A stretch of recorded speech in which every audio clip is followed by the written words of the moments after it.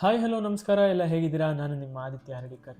ಈ ಹಿಂದಿನ ವಿಡಿಯೋದಲ್ಲಿ ಕುದುರೆಮುಖ ಕಾಡಂಚಿನಲ್ಲಿರುವಂತಹ ರೂಬನ್ ಹಾಗೂ ಅವರ ಸ್ನೇಹಿತ ಚಿನ್ನಕುಟ್ಟಿಯ ಪರಿಚಯ ಮಾಡಿಕೊಟ್ಟಿದ್ದೆ.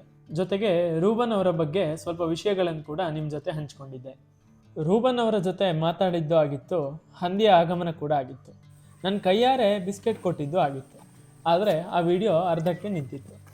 ಹಾಗಾದರೆ ಈ ವಿಡಿಯೋದಲ್ಲಿ ಇನ್ನಷ್ಟು ವಿಷಯಗಳನ್ನು ತಿಳ್ಕೊಳ್ಳೋಣ ಬನ್ನಿ. ಅದಕ್ಕೂ ಮುಂಚೆ ನೀವಿನ್ನೂ ಚಾನಲ್ನ ಸಬ್ಸ್ಕ್ರೈಬ್ ಆಗಿಲ್ಲ ಅಂದರೆ ಫಸ್ಟು ಸಬ್ಸ್ಕ್ರೈಬ್ ಮಾಡ್ಕೊಳ್ಳಿ.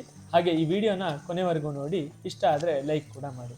ಹಾಗಾದರೆ ಬನ್ನಿ ವಿಡಿಯೋನ ಶುರು ಮಾಡೋಣ. 20 ವರ್ಷದಿಂದ ಈ ಪ್ರಾಬ್ಲಮ್ ಸೊಂಟಕ್ಕೆ ನೀವು ಮೆಡಿಸಿನ್ ಈಗ ಮೆಡಿಸನ್ ಮಾಡಿದೆ. ಎಷ್ಟು ಮಾಡಿದ್ರೂ ಒಂದು 2-3 ದಿನ ಅಷ್ಟೇ. ಅದೇ ಆಪ್ರೇಷನ್ ಮಾಡ್ಕೊಳ್ಳಿ ಅಂತಾರೆ. ಆಪ್ರೇಷನ್ ಮಾಡಿದ್ರೆ ಒರಿಜಿನಾಲಿಟಿ ಹೋಗುತ್ತೆ. ಅದಕ್ಕೆ ಬೇಡ, ಇರೋ ಹಾಗೆ ಮಾಡಿಲ್ಲ ಹಾಗೆ ಅಂತೇಳಿ ಸುಮ್ಮನೆ ಅದು ಬೇರೆ 25-30 ಸಾವಿರ ರೂಪಾಯಿ ಸುಮ್ಮನೆ ದಂಡ ಹಿಡಿದು ಆಪ್ರೇಷನ್ ಸಕ್ಸಸ್ ಆಗುತ್ತೆ ಏನು ಗೊತ್ತಿಲ್ಲ. ಅದೆಲ್ಲ ಇಲ್ಲಿ ನಮಗೆ ಸಿಕ್ಕಾಬಿಟ್ಟ ನರ ಇದೆ. ಅದರಲ್ಲಿ ಕಣ್ಣಿಗೆ ಕಾಣಲ್ಲ, ಕೂದಲು ಥರ ಇರ್ತದೆ ನರಗಳು. ಅವೆಲ್ಲ ಕಟ್ ಮಾಡಿ ತೆಗಿತಾರಲ್ಲ, ಮತ್ತು ಅವೆಲ್ಲ ಜಾಯಿಂಟ್ ಆಗಲ್ಲ, ಅಲ್ಲಿಗೆ ಬೈಪಾಸ್ ಆಗುತ್ತೆ. ಅದರಿಂದ ಇನ್ನೊಂದು ಕಾಯಿಲೆನೂ ಶುರು ಆಗುತ್ತೆ.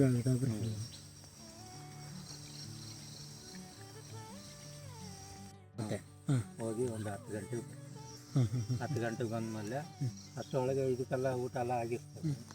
ಮತ್ತು ಇನ್ನೊಂದು ರೌಂಡ್ ಕೊಟ್ಟರೆ ಮತ್ತೆ ಇವರು ದುಡ್ಡು ಹಾಕ್ತೀರಾ? ಹೌದು, ರಾತ್ರಿ 10 ಗಂಟೆಗೆ ಒಂದು ರೌಂಡ್ ಕೊಟ್ಟಮೇಲೆ ಊಟ ತಿಂದು ಹೋಗಿ ಸೀದಾ ಅಲ್ಲಿ ಮಲಗ್ತಂದು, ಇಲ್ಲಾಂದರೆ ಒಂದು ರೌಂಡ್ ಹಿಂಗೆ ಹೋಗ್ಬೇಕು. ಬಟ್ ಇದರಿಂದ ನಿಮ್ಗೆ ಇನ್ಕಮ್ ಅಂತ ಏನೂ ಇಲ್ಲ ಅಲ್ಲ? ಈ ಪ್ರಾಣಿ ಸಾಕೋದ್ರಿಂದ ನಿಮಗೇನು ಇನ್ಕಮ್ ಇಲ್ಲ. ನೀವೇ ಇದಕ್ಕೆ ಫುಡ್ಡಿಗೆ ಊಟಕ್ಕೆ ಅಂತ ಏನಾದರೂ ದುಡ್ಡು ಖರ್ಚು ಮಾಡ್ಬೇಕು ಬಿಟ್ರೆ ನಿಮಗೇನು ಇನ್ಕಮ್ ಇಲ್ಲ. ಇಲ್ಲ, ನಿಮಗೊಂದು ಖುಷಿಗೋಸ್ಕರ ಮಾಡ್ತಾ ಇದ್ದೀರಾ.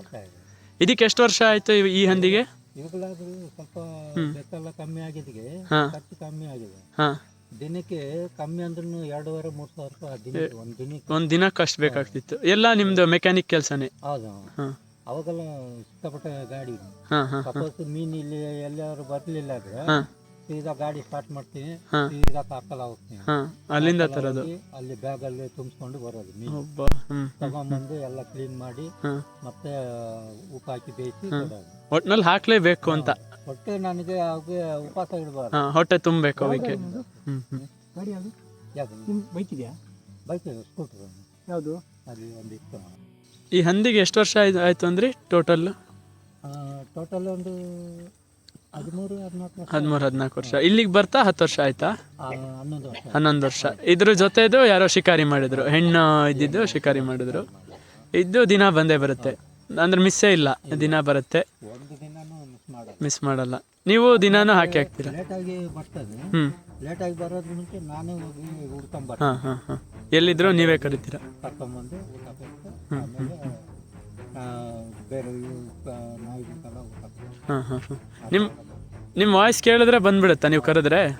ಹಾಂ ಹಾಂ ಸಾಕು. ಹಾಂ ಹಾಂ, ತಿರುಗುತ್ತೆ, ರೆಸ್ಪಾಂಡ್ ಮಾಡುತ್ತೆ. ಹೌದು. ಹಾಂ ಹಾಂ ಊಟ ಕೊಟ್ಟರೆ ಬಂದು ಹಿಂಗೆ ನೋಡೋದು, ನೋಡ್ಬಿಟ್ಟು ಸುಮ್ಮನೆ ಹೋಗಿ ಆ ಪ್ಲಾಸ್ಟಿಕ್ನ ಮೇಲೆ ತಕ್ಕೊಂಡು ಹಂಗೆ ಮಲಗೋದು. ಅದನ್ನೇ ಮಾಡ್ತಾಯಿತ್ತು. ಆಮೇಲೆ ನನಗೆ ಇದಾಯ್ತಲ್ಲ, ನನಗೆ ಮೆಡಿಸಿನ್ ಎಲ್ಲ ಇದೆ ಗಿಡದ್ದೇ ಎಲ್ಲ. ಹೌದು. ಅದಕ್ಕೆ ಪೆಟ್ಟಾಗಿದೆ ಹೆಂಗೆ? ಅದೇ ಏನು ಹೇಗೆ ಆಗಿದೆ ಅಂತ ಗೊತ್ತಿಲ್ಲ. ಹಾಂ ಹಾಂ ಹಾಂ ಅದೇ ನನಗೆ ಆಶೀರ್ವಾದ ಆಗ್ತಾ ಇದೆ. ಹಾಂ ಹಾಂ, ಇಲ್ಲ ಕಂಬಿ ಒಳಗೆ ಏನಾರು ನುಗ್ಗಿ ಏನಾರು ಅದನ್ನು ಅಷ್ಟಾಗಲ್ಲ, ಏನು ಹೋಗಲ್ಲ. ಹಾಂ ಅದೇ ಸುಮಾರೇ ಅಂದರೆ ಬೆನ್ನಿಗೆ ಬರೇ ಬಂದಂಗೆ ಆಗ್ಬಿಟ್ಟಿದೆ ಅಲ್ವಾ ಸುಮಾರು? ಅಷ್ಟಾಗಲ್ಲ ಇದಾಗಿದ್ದು. ಹಾಂ, ನನಗೆ ಇದು ಆಗ್ತಾ ಇದೆ. ಹಾಂ, ಏನಕ್ಕಾಯ್ತು ಅನ್ನೋದೇ ಹೌದು. ಗೊತ್ತಿಲ್ಲ.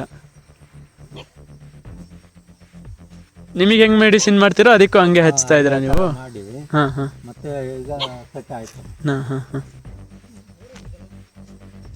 ಒಂದು ಕಾಡು ಹಂದಿ ರೂಬನ್ ಅವರು ನೀಡಿದ ಆಹಾರ ಸೇವಿಸುತ್ತೆ ಅನ್ನೋದೇ ಒಂದು ಆಶ್ಚರ್ಯದ ವಿಷಯ ಆಗಿತ್ತು. ರೂಬನ್ ಅವರು ಹೇಳಿದ ಪ್ರತಿ ಮಾತಿಗೂ ಆ ಹಂದಿ ಸ್ಪಂದಿಸುತ್ತಿದ್ದ ರೀತಿ ನನಗೆ ಇನ್ನೂ ಆಶ್ಚರ್ಯ ಮೂಡಿಸಿತ್ತು. ರೂಬನ್ ಅವ್ರು ಹೇಳ್ದಂಗೆ ಬಾ ಎಂದಾಗ ಬರ್ತಿತ್ತು, ಹೋಗು ಎಂದಾಗ ಹೋಗ್ತಿತ್ತು, ಮುಂದೆ ಅಂದಾಗ ಮುಂದೆ ಬರ್ತಾ ಇತ್ತು, ಹಿಂದೆ ಅಂದಾಗ ಹಿಂದೆ ಹೋಗ್ತಾ ಇತ್ತು. ನನಗೆ ಒಬ್ಬ ತಂದೆ ತನ್ನ ಮಗನಿಗೆ ಕೆಲಸ ಹೇಳಿದಾಗ ಆ ಮಗ ಹೇಗೆ ಆ ಕೆಲಸ ಮಾಡ್ತಾನೋ ಅದೇ ರೀತಿ ರೂಬನ್ ಹೇಳಿದಾಗ ಆ ಹಂದಿ ಚಾಚು ತಪ್ಪದೆ ಆ ಕೆಲಸ ಮಾಡ್ತಾ ಇದೆ ಅಂತ ಅನ್ನಿಸ್ತು. ಒಬ್ಬ ಮನುಷ್ಯ ಇನ್ನೊಬ್ಬ ಮನುಷ್ಯ ಹೇಳಿದ ಕೆಲಸ ಮಾಡದೇ ಇರೋ ಈ ಕಾಲದಲ್ಲಿ ಒಂದು ಕಾಡು ಹಂದಿ ಒಬ್ಬ ಮನುಷ್ಯ ಹೇಳಿರೋ ಒಂದು ಕೆಲಸನ ಚಾಚು ತಪ್ಪದೆ ಪಾಲಿಸ್ತಾ ಇದೆ ಅಂದರೆ ಅದನ್ನು ನಂಬೋದು ಕಷ್ಟನೇ ಅಲ್ವಾ? ಆಶ್ಚರ್ಯನೇ ಸರಿ.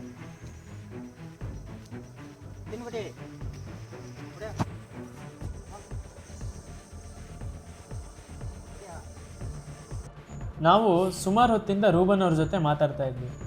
ಆ ಹಂದಿಗೆ ಇನ್ನೂ ಊಟ ಹಾಕಿರಲಿಲ್ಲ. ಆದರೆ ಒಂದೇನಪ್ಪ ಅಂದರೆ ಆ ಹಂದಿ ಆ ಜಾಗನ ಬಿಟ್ಟು ಎಲ್ಲೂ ಹೋಗಲೇ ಇಲ್ಲ. ಅವ್ರ ಮನೆ ಸುತ್ತನೇ ಆಚೆ ಈಚೆ ಅಂತ ಸುತ್ತಾಡ್ತಾ ಇತ್ತೆ ಹೊರತು ವಾಪಸ್ ಕಾಡಿಗೆ ಹೋಗಲೇ ಇಲ್ಲ. ಆ ಹಂದಿ ಇಷ್ಟೋ ತನಕ ಊಟ ಹಾಕ್ತೀವಿ ಅಂತ ಕಾಯ್ತಾ ಇತ್ತು. ಈ ಕಡೆ ಅನ್ನ ಕೂಡ ಬೆಂದಿತ್ತು.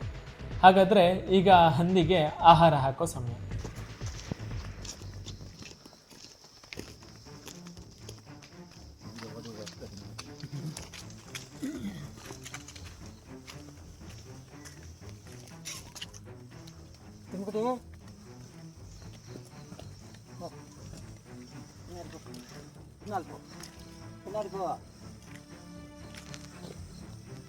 ಚಿಕನ್ ಸೂಪ್ ಅಲ್ಲ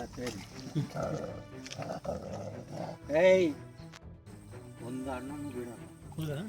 ಎಲ್ಲ ಕ್ಲಿಯರ್ ಆಗಿ ತಿಂತೇವೆ.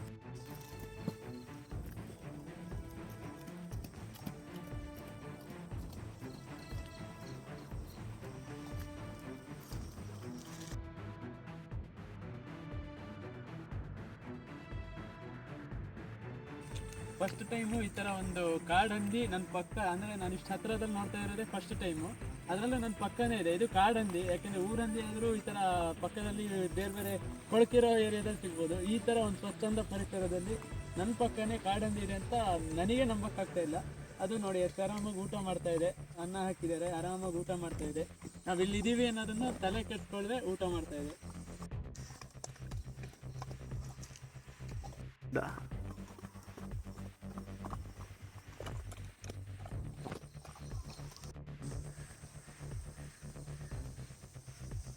ತನ್ನ ದುಡಿಮೆ ತುಂಬ ಕಡಿಮೆ ಇದ್ದರೂ ರೂಬನ್ ಅವರು ಹೇಳೋ ಮಾತು ಕೇಳಿ ಖುಷಿ ಪಡಬೇಕೋ ಅಥವಾ ದುಃಖ ಪಡಬೇಕೋ ಗೊತ್ತಾಗಲಿಲ್ಲ.